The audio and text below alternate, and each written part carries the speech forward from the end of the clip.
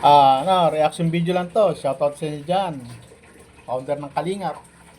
Kuya Bal. Ate Edna Vlogs. Kalingap Rob. Jack Matubang. Pau. Si Kakay. Yan. Sa buong Matubang family. Shoutout sa inyo dyan. Eto tayo. Magre-reaction video tayo. Meron na namang isang gusto sumakay sa pangalan ko. Gusto rin sumikat. Pambira yan. Si Kadyo. Hindi ko sasabihin ko sino si Kadyo. Alam mo na kung sino ang Kadyo. At yung mga supporters niya, kilala sila kung sino si Kadyo. Ayoko nang banggitin pangalan para huwag nyo nang pasyalan. Bayaan nyo nang sumikat siya dun sa community na galit sa akin. At iyan tatabo na naman ang katakot-takot na palipad. Kadyo, ay. Kala ko ba nasa politics ka? Kala ko ba sabi mo sikat ka? Matagal ka ng sikat, dati ka rin Kalingap. Ito ay isang sinipa ng Kalingap eh. Kilala niyo na siguro to. Si Kadyo. Yan. Ito yung sinipa at ano to eh. Pinapalabas niya na marami siyang kaibigan sa Kalingap. 7 raw. Nag-name drop siya. At nakakausap daw niya at sabi wala daw kredibilidad sa Kalingap. Kung hindi, ano raw sila sa akin, pinaplastic lang daw nila ako sa Kalingap. Uy, naninira pa. Uy, bakla ka. Kadyo, pakadyo-kadyo ka pa. Pasigaw ka pa naman sigaw sa karsada lang. Makibaka, makibaboy, matakot, wag matakot, makibaka. Di ba? Ganyan mga sigaw mo. Duwag ka naman pala. Sigaw ka ng sigaw. Ba't hindi ka maghawak ng armas at ratratin mong Malacanang? Hindi yun, daldal ka ng daldal. Ano, Kadyo? Pangalan pa lang, Kadyo na eh. Ano? Diyan ka daldal sa'yo. At sinabi mo na pumupunta ka ng Kalinga, na sa bahay ni Beyonce, pumupunta ka at tinitingnan mo yung mga manok na panabong. Oh, hindi mo makikita yon. Kung nandun ka lang sa labas, pumasok ka at nang makatikim ka ng taga sa tatay ni Beyonce, anak ka ng tatay mo, nag-iispiya ka, iduwag ka naman. Nasa daig ka pala. Hindi mo ako kinausap. Alam mo namang nandun ako. Tapos ngayong umuwi ka sa kung saan lupalop ka nandun. Kung kailan nandito na ako sa Cavite, tsaka ka magdadaldal. Oy, duwag ka, Kadyo. Isa ka pa. Oy, nandiyan si Marvin Gusting. Oy, eto, topic ko rito. Ikaw, Kuya Mil, Paring Mil. Tayong dalawa ang tinatopic ni Kadyo. At may banta sa'yo si Marvin. Yung tinatawag lang Boss Marvin na baklang iniwan ng asawa. Kasal pero iniwan ng asawa. Paano? Bakla. Oy, Marvin, bakla ka. Kalalaki mong taong bata mo pa. Kung makabintang ka sa akin ng scammer, patunayan mo yung scammer ako. At ngayon, dadalihin kita rito, Boss Marvin. Boss Marvin tawag sa kanya eh. Kasi nagpapalipad siya eh. Kay Kuya Mil, nagpapalipad din yun eh. At alam mo sabi sa iyo, Kuya Mil, Paring Mil, mag-StreamYard daw kayo at paiiyakin ka niya. May thumbnail ako dyan. Marunong na akong gumawa ng thumbnail at yun ay thumbnail ko.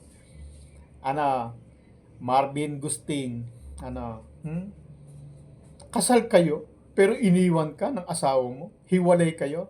Bakit? Ang bintang mo sa akin is camera ko. Ikaw, bakla ka. Kung hindi ka pa naman bakla, ba't na napahiwalay sa asawa mo ang bata mo pa? Karamihan sa napapahiwalay sa asawa, mga matatanda na, mga may edad na. Ikaw, kabata-bata pa, hiwalay ka na sa asawa. Para kang si ano, yung kakilala ko sikat na artista, pamacho-macho. Pero pero lumabas, nag-asawa nung iba yung babae kasi bakla pala. Ikaw, ganun ka rin. Bakla ka rin, Marvin Gusting. Boss Marvin, ang marites ng social media. Ang marites ng Kalingap at ng anti-Kalingap. Yan si Boss Marvin na tinatawag nila. Ano, Boss Marvin bakla. Ano, mag-ako sa akin na scammer ako. Asa na ebidensya mo? Lahat na lang ng live pinapasok mo. Lahat na nakalay, pinapasok mo, pinapaliparan mo para mapansin ka. Tapos sasabihin mo, scammer ako, sisiraan mo ako, scammer ako. Asan ang ebidensya mo? Masama yung paratang mo sa akin, scammer. O ngayon, sasabihin ko rin, bakla ka, kaya ka iniwan ang asawa mo. Kalalaki mong tao, bata mo pa, wala ka pa sa 40.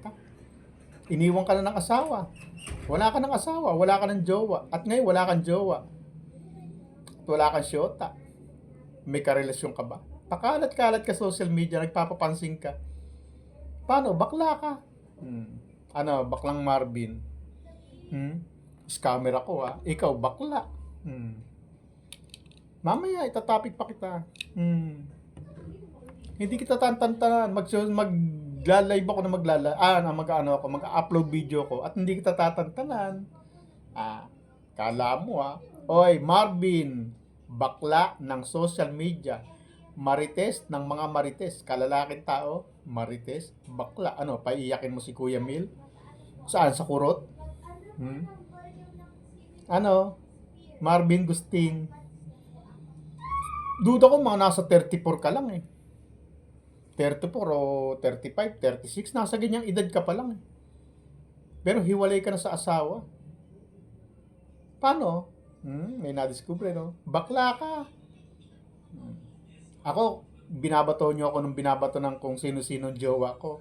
61 years old, mga 62. Pero pinararatangan nyo pa ng manyakol. Maraming karelasyon. Nakita nyo naman ako. Mahilig akong umakbay sa mga babae. Nakita nyo naman, di ba? Kasi lalaki ako. At ako ay isang maginoo.